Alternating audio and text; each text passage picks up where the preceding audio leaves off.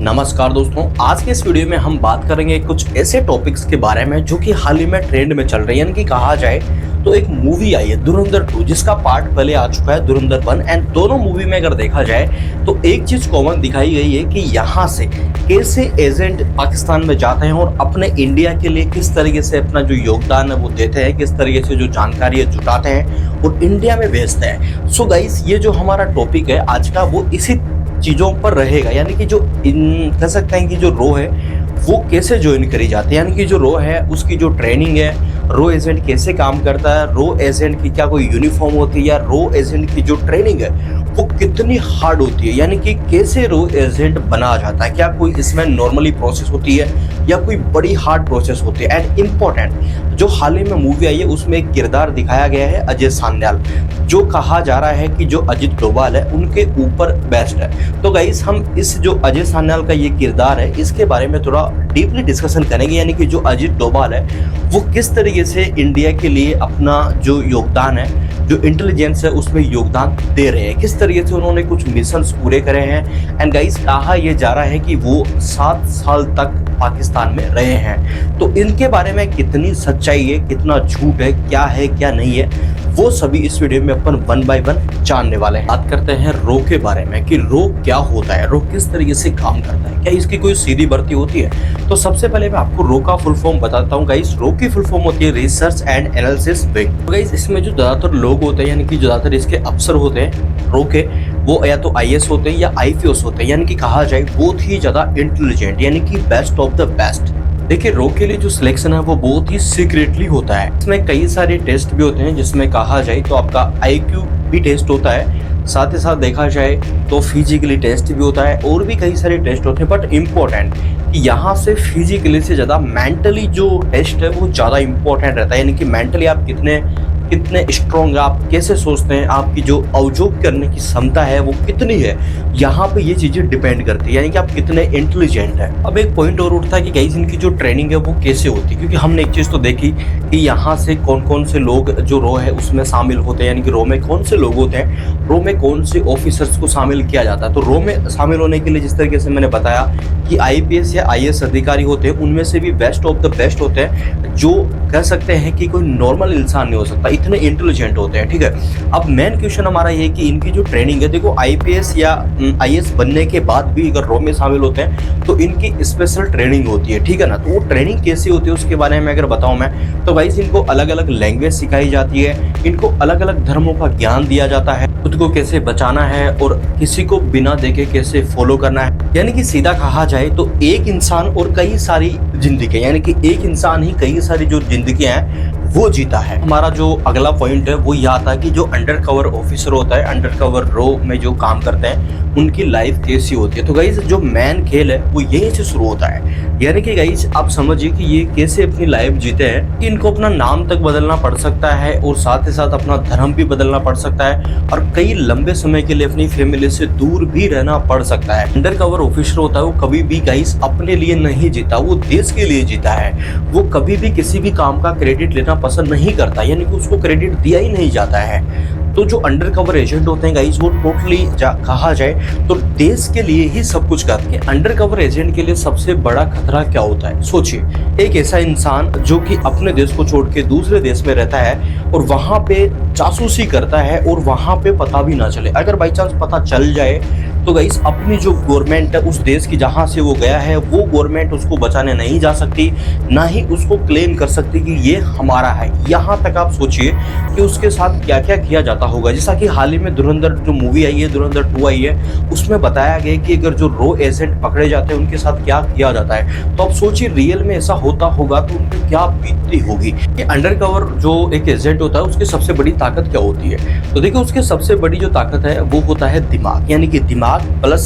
Patience plus timing, ये तीनों चीजें मिला के गाइस जो है वो सक्सेसफुल बनता है। रो एजेंट वो होते हैं जो कि इतिहास बनाते हैं, बट कभी भी इतिहास में उनका नाम नहीं होता है। तो गाइस, एक रो एजेंट की जो लाइफ है वो किसी मूवी से कह सकते हैं कि अलग नहीं हो सकती, यानी कि जो मूवी हम देखते हैं उससे भी डीपली उनकी लाइफ हो सकती है। इस तरीके से मैंने बताया कि इनके लिए सबसे बड़ा खतरा क्या होता है। अगर मान के चलो पकड़े गए तो गाइस, गवर्नमेंट कभी भी नहीं कहेगी कि ये हमने भेजा है, यानी कि कभी भी गवर्नमेंट ऐसा कुछ क्लेम नहीं कर सकती कि ये स्पाई हमने भेजा, क्योंकि टोटली कहा जाए तो ये एक कानूनी तौर से, यानी कि दो देशों के बीच ये कानूनी तौर से करना एक गैर कानूनी होता है, ऐसा नहीं किया जाता है। बट कहा जाए तो यहाँ पे देखो जो अंडर कवर ऑफिसर्स होते हैं उनकी लाइफ आप सोच के देखो कि गवर्नमेंट खुद उनको बचाने भी नहीं जा सकती, और उनको ऐसे नहीं, मतलब उनके साथ डायरेक्ट ऐसा नहीं किया जाता कि डायरेक्ट शूट कर दिया, बिल्कुल नहीं, उनको टॉर्चर किया जाता। जैसा कि हाल ही में हमने देखा है जो धुरंधर मूवी आई उसमें, जो धुरंधर फर्स्ट इसका पार्ट फर्स्ट था, वहां पे हमने देखा है किस तरीके से एक अंडर कवर ऑफिसर पकड़ में आता है और उसके साथ क्या क्या किया जा रहा है। तो आप सोचिए कि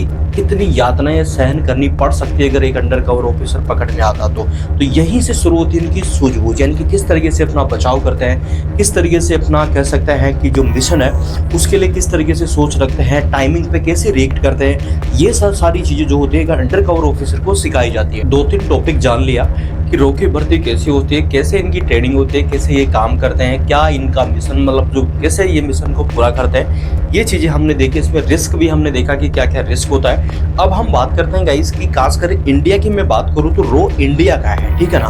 तो इंडिया को रो की जरूरत कब पड़ी एंड रो इंडिया में कब आया, यानी कि रो की जो जरूरत है इंडिया को कैसे पड़ी। रो की स्थापना का मुख्य जो रीजन है वो इस तरीके से बताया जा रहा है कि 1962 में भारत और चीन के बीच युद्ध होता है। इसके बाद 1965 में भारत और पाकिस्तान के बीच युद्ध होता है। तो इसके बाद कहा जाए तो इंडिया को ऐसा लगा, इंडिया की गवर्नमेंट या इंडिया को ऐसा लगा कि हमें रो बनानी चाहिए। रो की जो जरूरत है वो इंडिया को महसूस होने लगी कि हमारे पास कुछ ऐसे एजेंट्स होने चाहिए जो कि बाहर रहे और हमें इन सारी चीजों की सूचना देते रहे। तो 1971 में बांग्लादेश बनता है जिसमें रो बहुत ही ज्यादा अहम भूमिका निभाती है, यानी कि जो बांग्लादेश बना है उसमें रो ने जो हमारी जो इंटेलिजेंस एजेंसी है उसने बहुत ही ज्यादा महत्वपूर्ण भूमिका निभाई। 1968 में रो बनता है और ऑपरेशन होता है ऑपरेशन ब्लैक तंदू, जिसमें रो ने आतंकवादियों के खिलाफ अहम भूमिका निभाई थी एंड सक्सेस हासिल करी थी। तो गाइस इस तरीके से रो की इंडिया में एंट्री होती है एंड इसके बाद से कहा जाए तो रो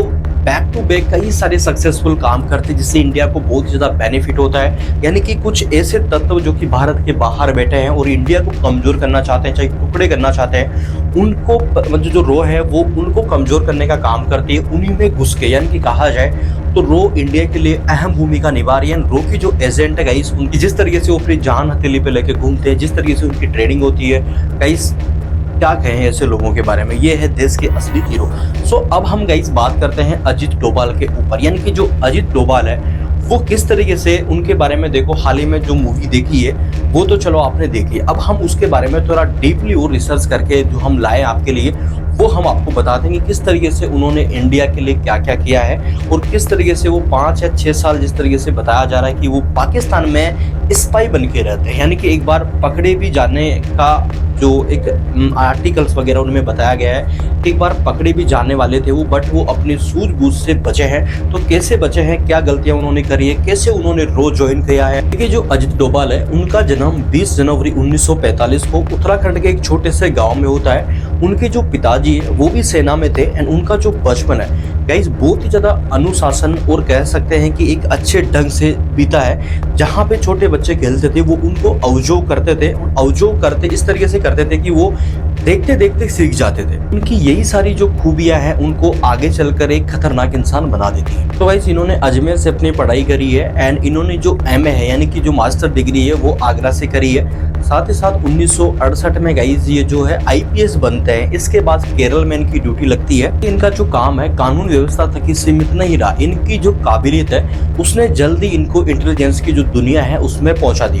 कुछ ही सालों में गाइस इनको रो में शामिल किया गया एंड यहीं से शुरू होती है इनकी असली जिंदगी। इनके बारे में कहा जाता है कि ये 5 से 6 साल लगभग कहा जाए तो पाकिस्तान में रहे हैं और वहां पे अपनी पहचान छुपा कर सारे ऑपरेशन इन्होंने किए हैं और सक्सेसफुली उनमें जो सक्सेस हासिल भी करी है।